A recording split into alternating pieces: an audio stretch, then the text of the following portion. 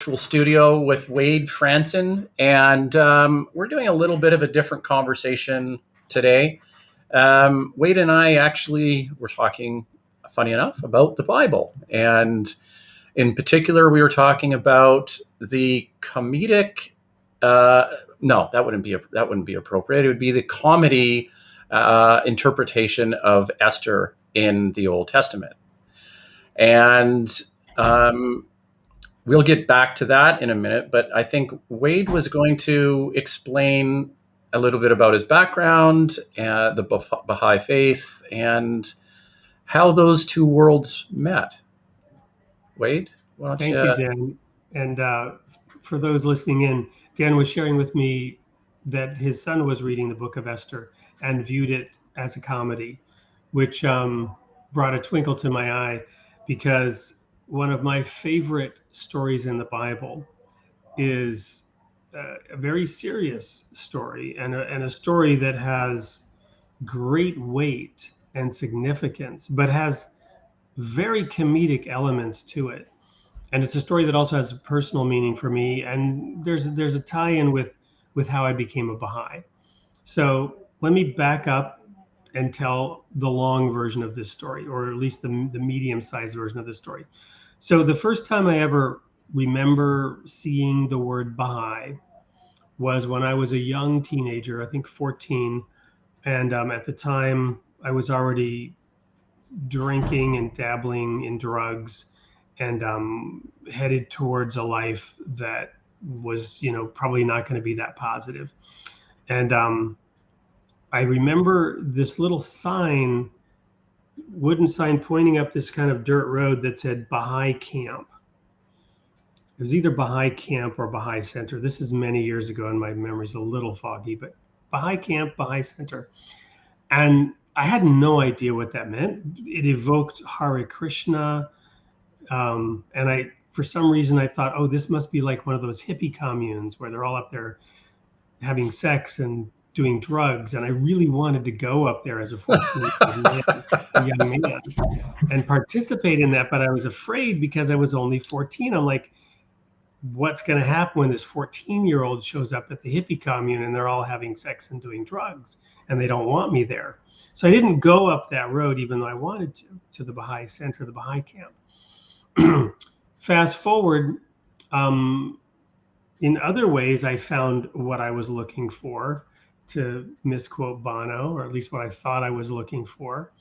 And I realized it wasn't good for me, and I was trying to escape from the mess I had brought myself into with the drugs and the lifestyle.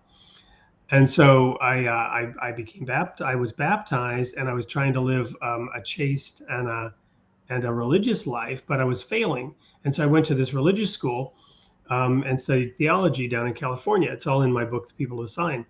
And so now I'm studying biblical archaeology, and I applied for something called the DIG, which is the City of David Archaeological Expedition. And lo and behold, I was accepted. So between my my sophomore and junior year, I think it was, I got to travel to Israel, and I was on a boat from Athens to Haifa. We come into the port of Haifa, and for those of you who know anything about Israel and Haifa, the first thing you see is Mount Carmel. And this gets into the biblical story that I was referring to a minute ago.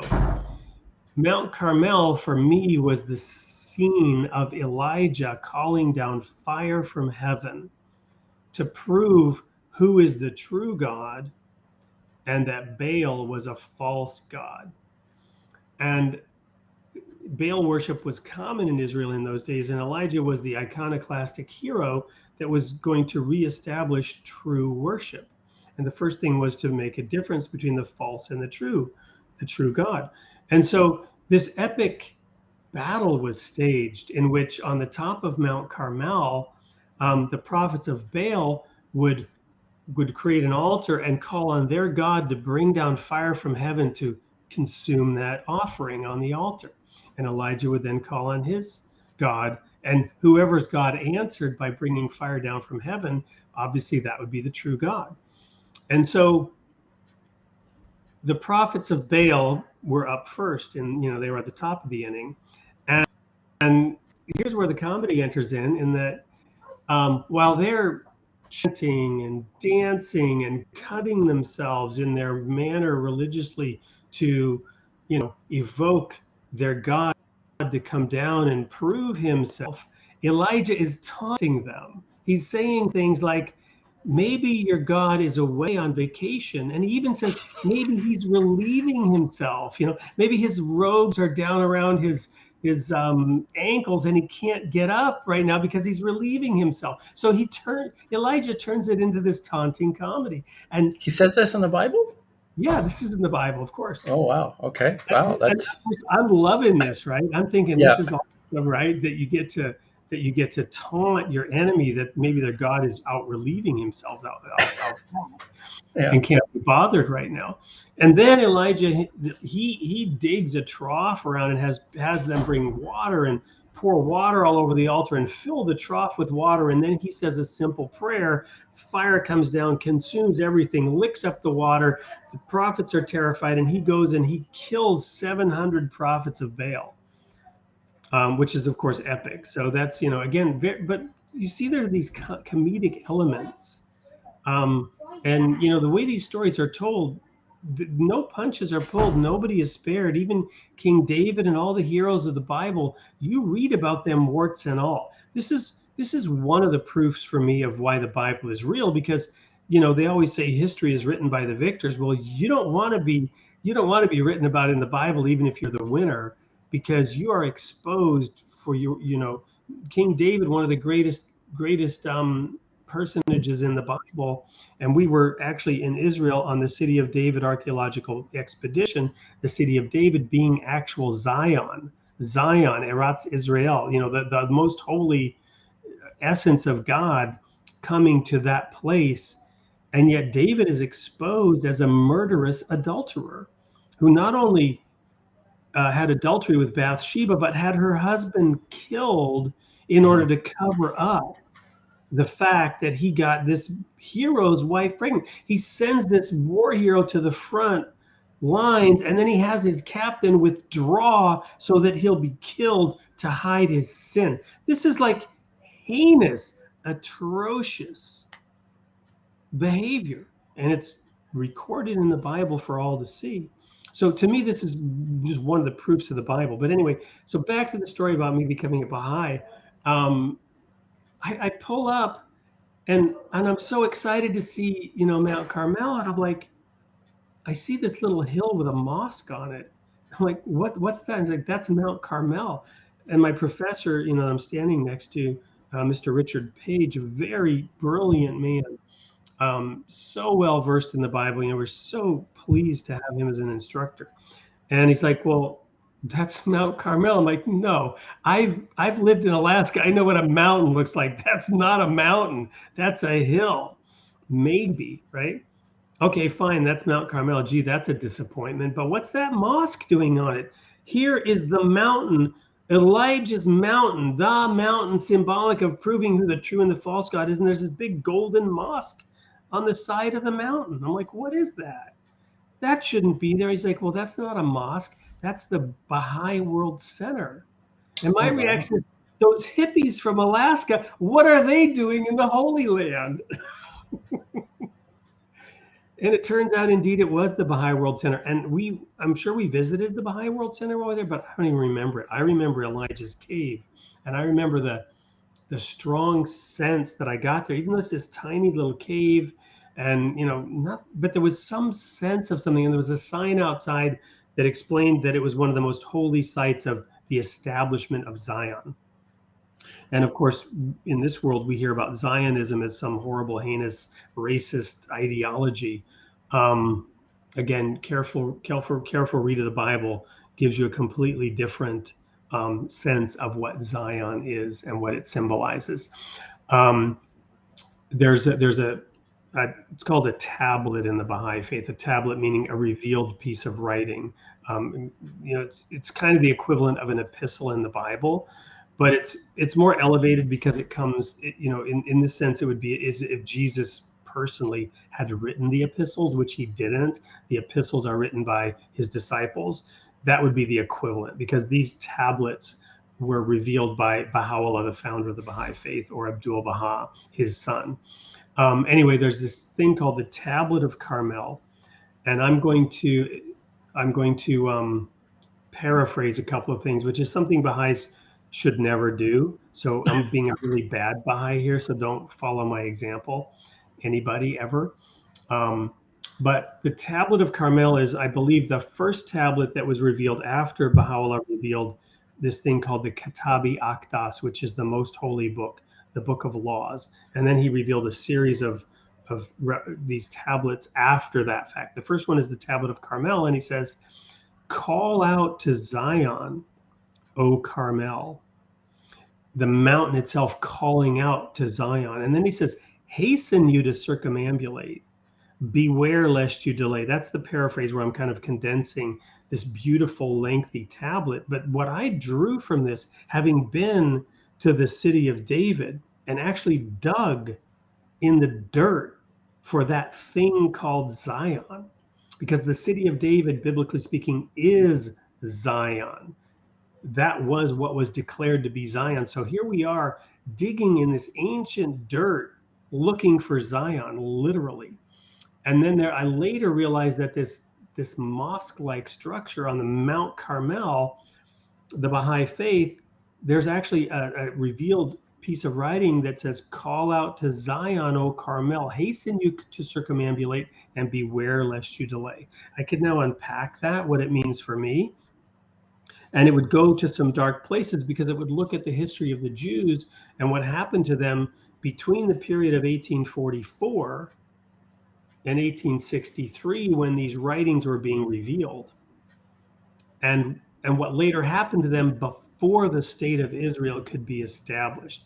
And if you imagine Mount Carmel calling out to Zion and saying, "Hasten you to circumambulate, get over here now and begin to circumambulate," which means to orbit or to walk around, to move yourself around that holy mountain. Walk around the mountain in the way in which the ancients worshiped their God, or the way in which Israel was commanded to walk around the city of Jericho so that the walls could fall down and the nation of Israel could be established. That was a call to them and a warning that if they delayed, beware. Eventually, the descendants of Jacob, those who still retain their identity, which is not the full 12 tribes, there are 10 lost tribes, but the southern kingdom of Judah, those who were known as the Jews, they did eventually return and rebuild the Holy Land and establish it. When I'm asked, I was recently asked by a Christian friend who visited our house, and we have this picture of that World Center on our wall. And it's like, that's Israel. That's expensive real estate. How did those Baha'is how did you guys get all that real estate on Mount Carmel? That was my question. How did you stake the claim on that? How did you, right. Yeah. Well, and the answer is, look, the Ottoman Empire put Baha'u'llah in prison in the prison city of Akka long before it was Israel. And Israel grew up around the Baha'i World Center. Wow, I never knew that. Yeah, that's one way of looking at it. Anyway, at that moment, way back in 1981, when I came into the harbor and saw the Baha'i World Center, it went in one ear and out the other. It was decades later that I once again was introduced to the Baha'i faith at a point in time in my life where there were some answers that, despite my searching for those answers for decades in the pages of the Bible, I couldn't find those answers, could not get the missing puzzle pieces. And it was then when I began to seriously look at the claims of the Baha'i faith that I realized, oh, this little blue piece that I keep trying to fit into the water down here, it actually belongs up in the sky. And things were just not fitting in my quest for coherence, for seeing the hand of God that I fully believed was active on this earth today, but seeing where it was active and what it was really doing didn't come into clear focus until I seriously looked at the writings of the Baha'i faith. And even then, it was painful to put that mosaic together. It's taken me well over a decade to get many of the answers that even after I was introduced to and accepted the Baha'i faith, I still didn't really have the answers. It took a lot of digging and research and searching.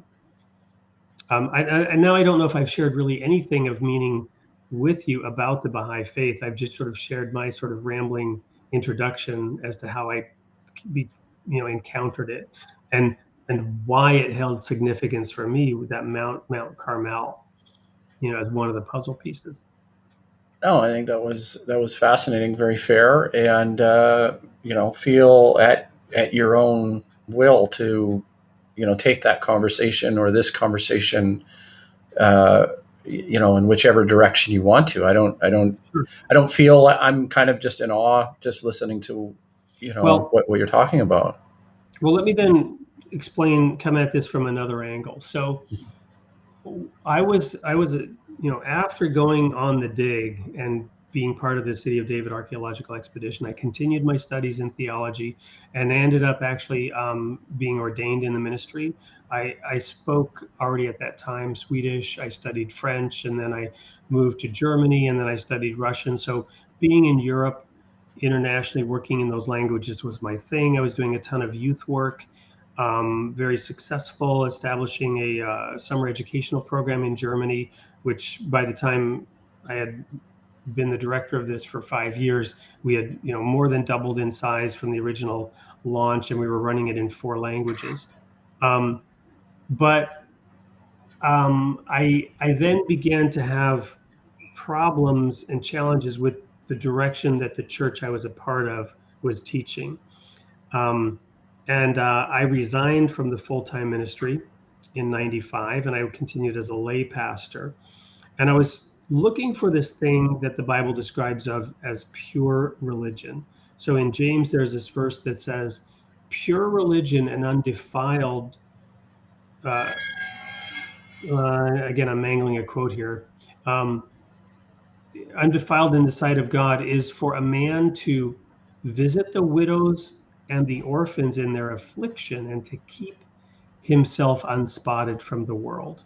So pure religion and undefiled in the sight of God was simply to do good to those who need it, particularly widows and orphans, and keep oneself unspotted from the world. In other words, be pure in your conduct and devote yourself to service of those who are in need. Basically Mother Teresa, right? And so I went to India and tried to be more like Mother Teresa in my pursuit of pure religion. And I ended up in the city called Chennai, Madras, formerly Madras, which had at the time 2 million homeless people, 400,000 of them were children. And so I was trying to get this foundation going for homeless children, which would provide them some education, some food, get them back in school, keep them from the tea trade, or even worse, the sex trade, right? Give them something to hold on to.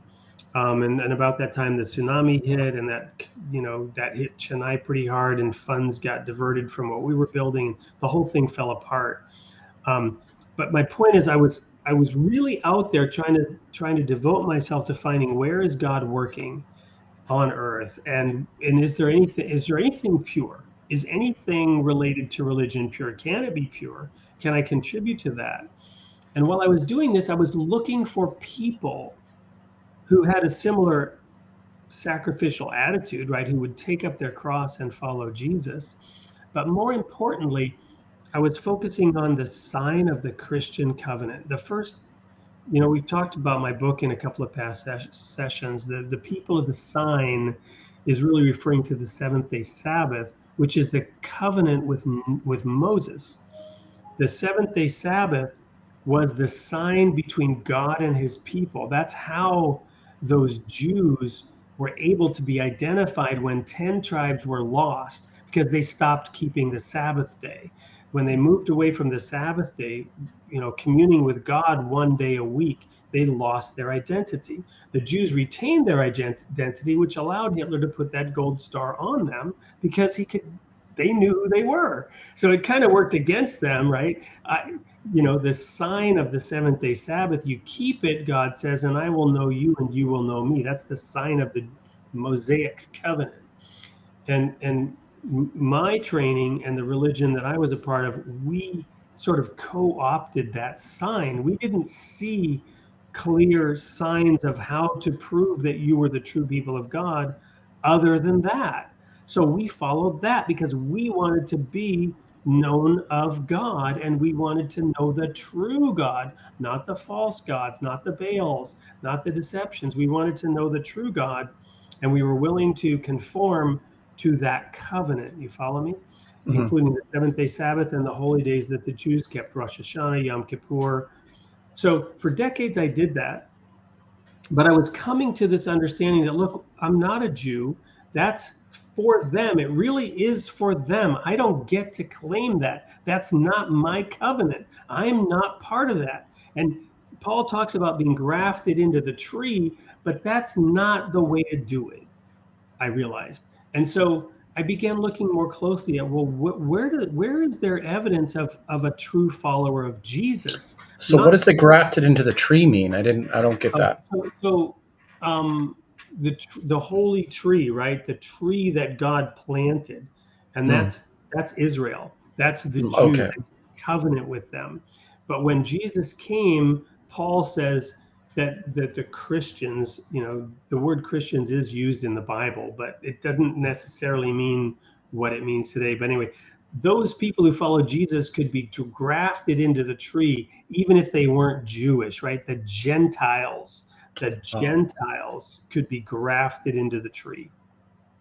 You follow me? Yep. So that is clear theologically, but we tried to sort of be uber Christians.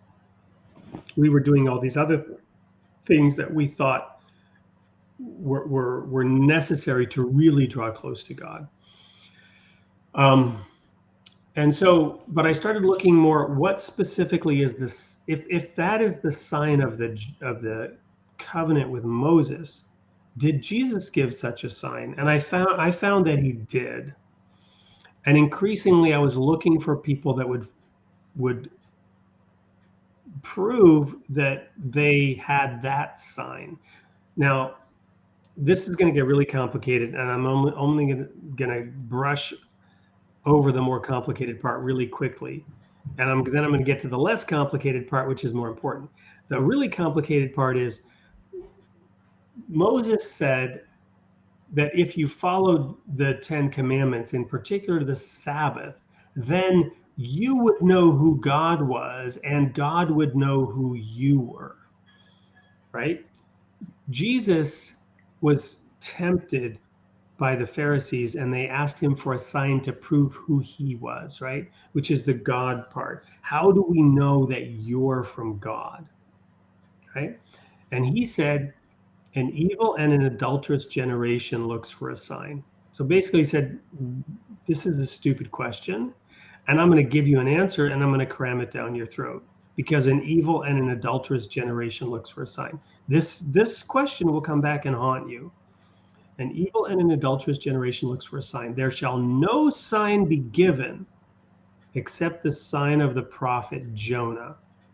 For as Jonah was 3 days and 3 nights in the belly of the great fish. It wasn't a whale. Jonah was 3 days and 3 nights in the belly of the great fish. So shall the Son of Man be 3 days and 3 nights in the belly, in the heart of the earth. 3 days and 3 nights was what was required under Jewish law for you to be fully and formally declared dead, right? So Jesus said, I will be fully and completely dead. That's the sign that I'm giving you.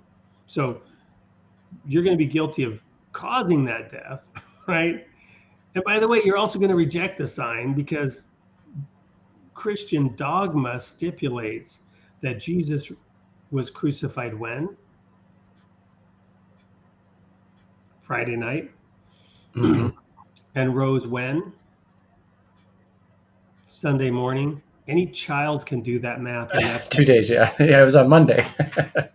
So, that's not 3 days and 3 nights. So yeah.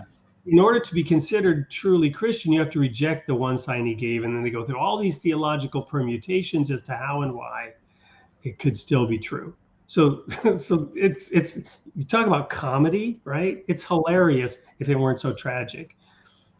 So, in order to be considered Christian, you have to reject the one sign he gave, because you have to sign up for these creeds that accept those teachings in order to be considered Christian.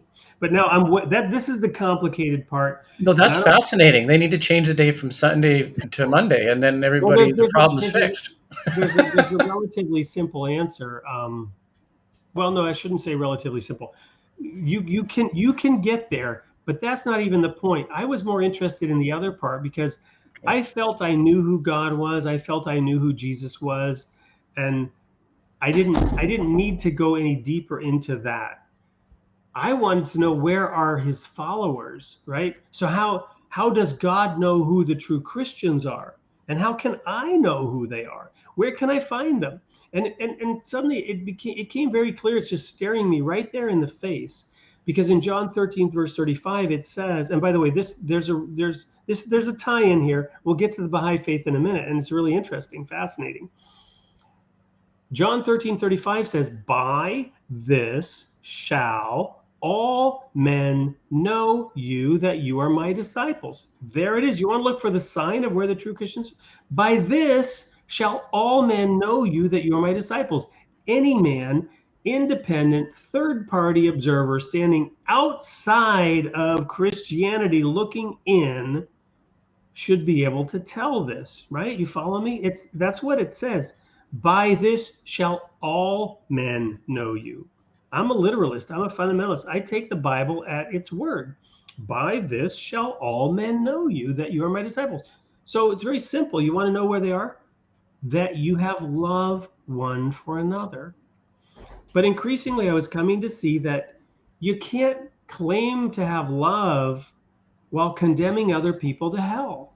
You can say that you have love amongst yourselves as Christians, but an outside independent third-party observer looking in will say you're full of it. You're full of it because you're condemning other people to hell. That's not love. So you have to love everybody unconditionally. Am I following the right? Exactly. And anyone needs to be able to independently, objectively, where's my litmus paper? Dip that litmus paper into your belief system, and it needs to come out blue, not pink. And so I'm traveling the world looking where the heck, I won't say the word, where the heck are you, God? Where on earth are you working? Where are your people? Because I was part of this group that I classified the people sign in my. I was so part of that. I thought we were it, and I was coming to see we weren't it. We didn't actually condemn other people to hell. We didn't believe in a hell the way that Christianity typically believes. So we did have a kinder, gentler. We were so exclusive. We loved each other, but an independent outside third-party observer would not have ever said we really were loving of other people. You follow me? Oh, they wouldn't say that. Interesting. No, they wouldn't, because we were so exclusivist, and we were the righteous ones, and we kind of raised ourselves up in a kind of moral superiority. Now, again, we were kinder, gentler about it, because our belief was, you poor not been given eyes to see. It's not your fault that you can't see God, but you can't, right? But it's not exactly love. Anyway, so, and there's more, but I'm off on a tangent. Let me get back to the Baha'i faith. So now I'm meeting these Baha'is. And the Baha'i faith teaches kind is one. All the races are one. There is no distinction between the races. Men and women are equal. Now, that's in Christianity as well, but it's tarnished by this husband is the head of the wife stuff and baggage. But Christianity does teach that men and women are equal before God. With God, there is neither male nor female, said Paul. He also said there's no Jew nor Greek. So Christianity does have those things, but its track record isn't the best, right? So, What's Jew or Greek mean? um, in other words, both the Jews and the Gentiles are accepted before God, Oh, right? June is that? Okay, interesting.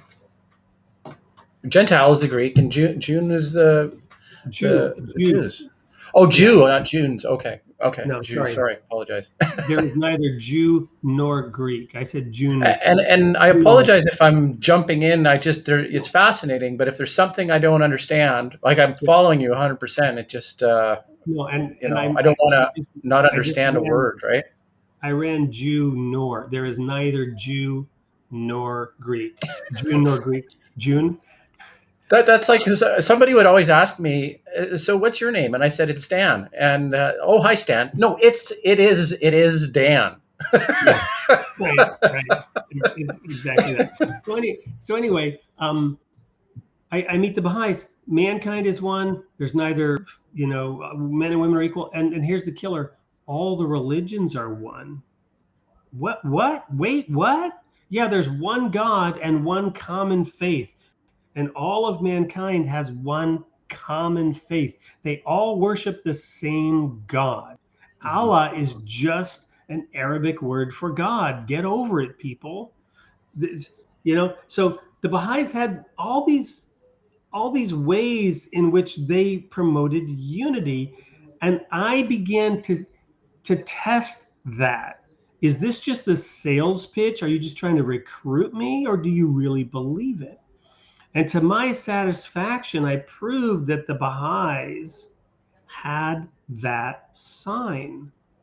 The Baha'is, despite all their weird theological ideas and funny doctrines that couldn't possibly be true, but they had love for all of mankind. Their theology enabled that love in a way that the Christian interpretation of Jesus' teachings does not. I say that specifically because I believe that the Christian church has become largely corrupt, just like every religion becomes corrupt over time. The divine water comes down from heaven, the rivers of living waters that's supposed to pour forth from us comes forth from Jesus and from those who follow him. But then you have the priests and the snake oil salesmen who create a little kiddie pool, and they collect that water, and then they say the kiddie pool is the ocean. And the kiddie pool, you walk up to it, it smells of chlorine and urine, right? And then they try to sell you the water from the kiddie pool, and it's so polluted, it's no longer that which came down from heaven. But the Baha'i faith teaches that all the religions came from the same source, and they were all pure. They all had the same pure spiritual teachings. And so the Baha'i faith enabled me to begin the process of fulfilling the sign of a true Christian, which is to love everybody. And that was really what did it for me, because I had specifically been looking for the true Christians and asking God, where are they? You have to have a people here on earth that you are working with in this manner. Where are they? And then I had to reluctantly admit that it was the Baha'is, even though your doctrines, they're wrong. But you have the fruit. You should judge a tree by its fruit, said Jesus. And they had evidence of that sign. And the more I investigated the teachings and peeled back the layers of what was actually being taught, the more I saw that it was in complete and total conformity with the Bible, that it was in fact the fulfillment of those things that were in the Bible that I had been looking for and trying to follow. Wow, that's really interesting. I I don't think I can be a really good, um, I guess, like conversationalist in this. I just don't A have critic. the. Yeah, I find it Poke some very holes fascinating and very interesting. And well, maybe I'll go back to a point where I said I'm a recovering atheist. Fair enough. Yep, Okay. So, absolutely. um, I, I would say I'm more of a secularist. So I would I think the problem with accepting the label of being an atheist is well, it doesn't have a very nice connotation and record, right? I mean, in my opinion, I think I think the idea of defining something by something you're not, right? I mean, I wouldn't call you a non-Jewish person. but I'm a non-believer. but Dan, as a Canadian, Canadians do that, right? Because Canadians define themselves as not American. Good point. Yes, I was born in Canada. So I had to figure it out. Yes, that's a very good point. So, and somebody did bring up a point to me when I got when I returned into the academic pursuits, I guess, from a lot of focus in a with a business entrepreneur kind of mentality.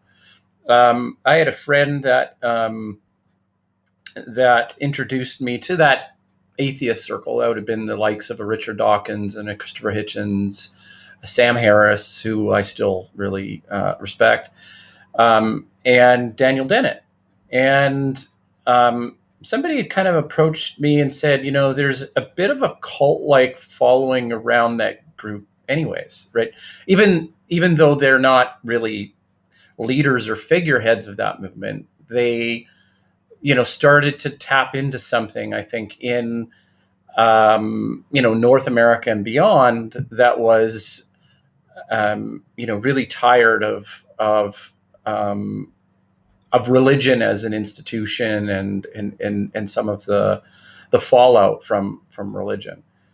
But I think what's happened, especially in that in our culture, especially with, say, somebody like the likes of Jordan Peterson, is that he's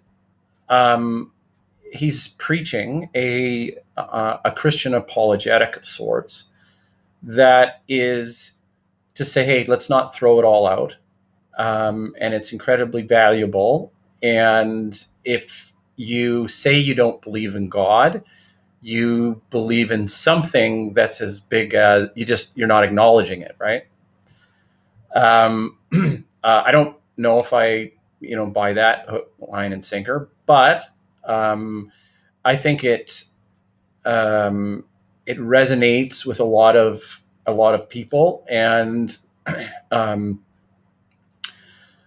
where I've grown in appreciation and patience is that instead of following that Christian apologetic thread, I go further back to our Greek origin stories and spend a lot of time in that wisdom.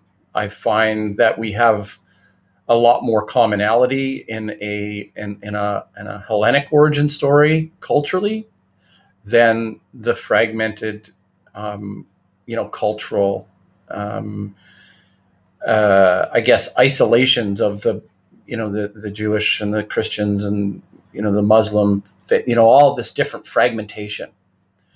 And so really, I think I spend a lot of time in that, that origin story of the West as a culture, describing, you know, what the West means. And I find that there's a nice, there's a nice overlap with science, and secular origins in a compatibility when we go back to the ancient Greeks. And so that's where I spend most of my time as a Gentile, I guess, or so.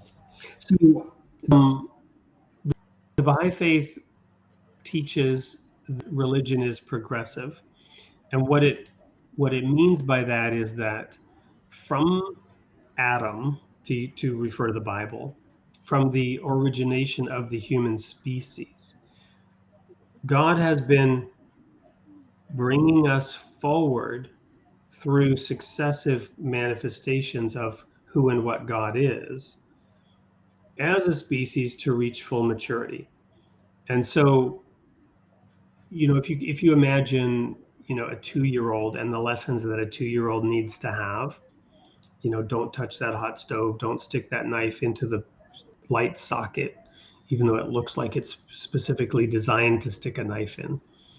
And other, things. My daughter will probably hate that I'm telling this story on it. But when she was, I think, a year, we had her in this preschool called Imagination Station is there, and she got written up by the authorities because she was they She had was her a with year old. No, I know. How do you get written up at a year old? I'm about to tell you how, right? And so Okay.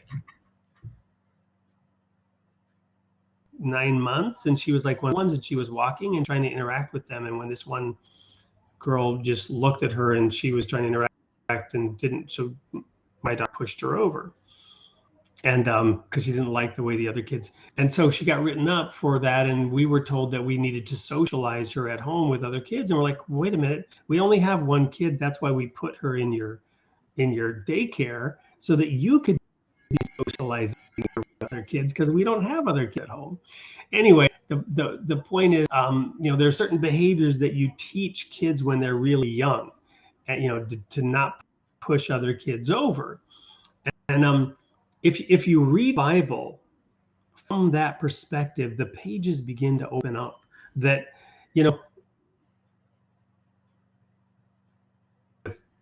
I do still claim fundamentalist, but one of the problems I have with fundamentalist ideas are the narrow-minded part of that says, well, the word that God spoke then is forever, and not being able to see it in its historical context, not only culturally, historically of the time, but in this progression of bringing this creation forward in maturity.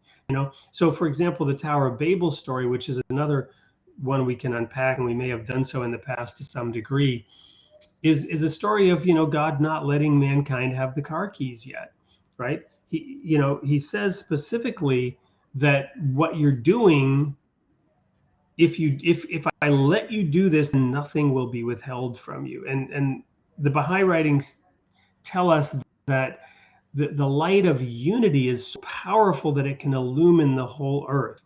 And there was a certain kind of unity that had been achieved at the Tower of Babel under Nimrod, the city of Bab-el, and this tower that they wanted to build to heaven, and they were all one language. And God said, no, not having it, because everything you're doing is wrong. And this is the story of how the languages entered in, and they received these different languages. They could no longer communicate. They had to stop building because they were no longer united. Fast forward, there's a point in time in man's history when they were allowed to have that kind of unity, and they were given the car keys. And that's part of the topic of my third book, The Rod of Iron. Little hint, if you look at the cover of it, you'll get a hint of my interpretation of the modern Tower of Babel and what it was able to accomplish.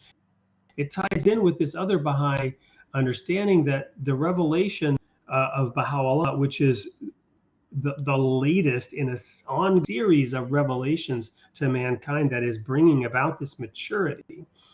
It says the signs of my revelation have appeared in the east, and the signs of dominion have appeared in the west.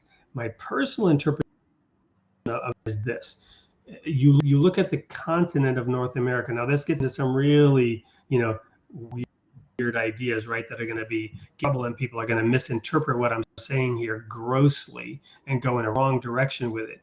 But what I'm saying is that on the North American continent, you had this preserved part of the earth that ended up becoming the home of every representatives of every tribe, people on earth, whether they were already here and were forcibly integrated, whether they were forcibly brought here from Africa, or whether they voluntarily came here from all over the planet into the big melting pot, and they all became one people with one language, and they became united around a common idea of local, state, and federal government.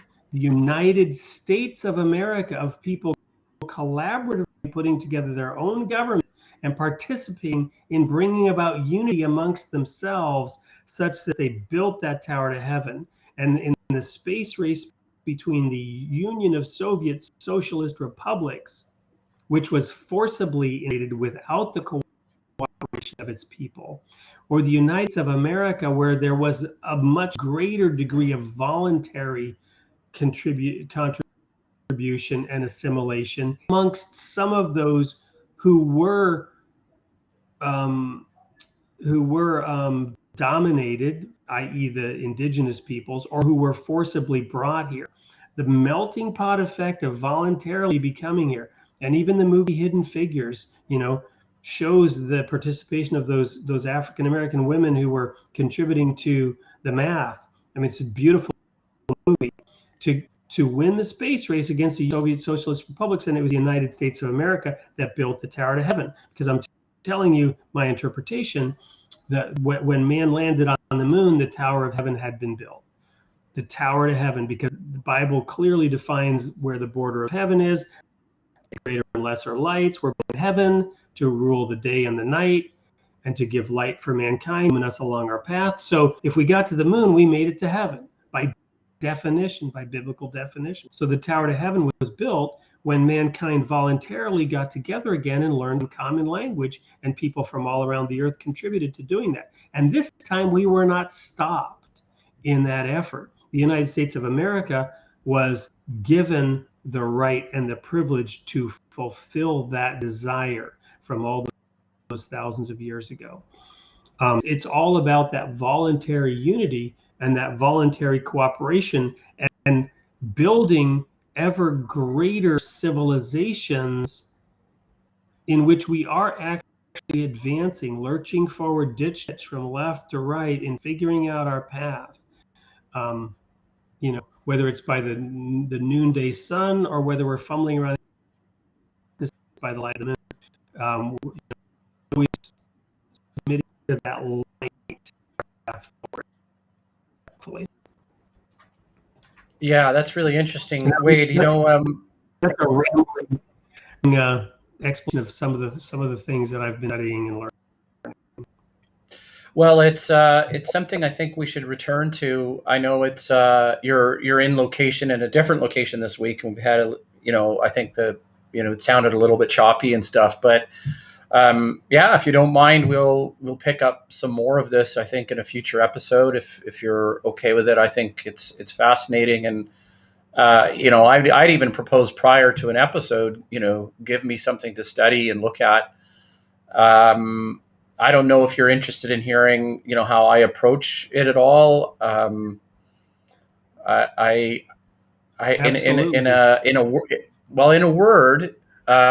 In two words. The first word is pretend, and the second word is heuristic. And I can honestly say that I'm saying that with the utmost love with both those words. There's nothing pejorative in my use of those words.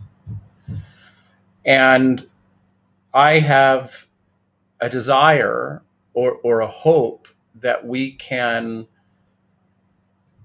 have a fundamentalist union between metaphor and wisdom in a way that people understand what pretend means, and they understand what a heuristic means. And I think this is a new revelation that would transcend our religious institutions.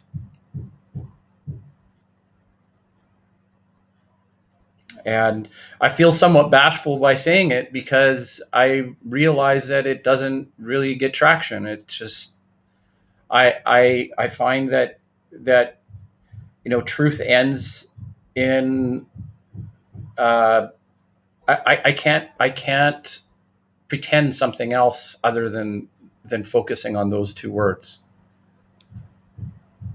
And I think they're incredibly powerful. I think living your life in a again, I can say things like in a make-believe world, but that sounds so insulting to somebody. And I want to strip away that insult, but I want people to be empowered to know that that's what's going on. And once we have that coming together of truth, once we understand that, then I think it's powerful and humbling. Yeah, it's truthful. Well, let me just end with one thing, and let's pick this up. I want to hear more about what you're saying here, but I feel compelled to add one component here, which is high faith also teaches that there is an essential unity between religion and science.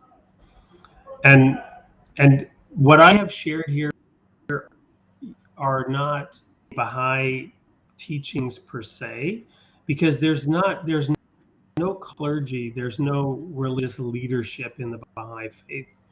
I certainly wouldn't pretend to be that. Each person must discover independently the truth. Independent investigation of the truth is critical to Baha'i faith. My personal view of this thing called the union of religion and science is, on one hand, you do have the revelation of these tablets, the Bible. You have the recorded history of Jesus's words, right? Which is considered to be the revelation of God. You have the book of Revelation, which is these wild stories, right? These wild, terrifying images. And after chapter narrative, that's revelation if you accept it as that. But then you have creation, or you have that which exists right outside what theoretically somebody could say, well, those are just the wild imaginations of a man who've been written down. But then you have that which science can actually study, which I would call the creation.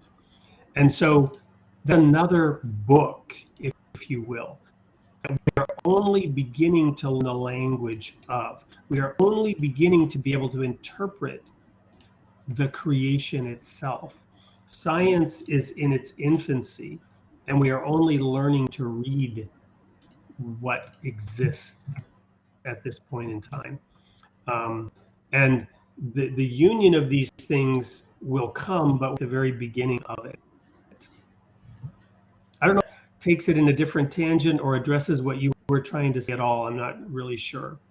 When you said pretend and heuristic, I felt like I should introduce two ideas as well as the essential of religion and science, and that if you can't,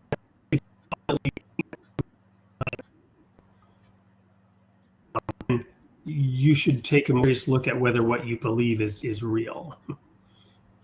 Yeah, we will. See. Go ahead. Yeah, we'll delve into it a little bit more down the road, but I don't think that was.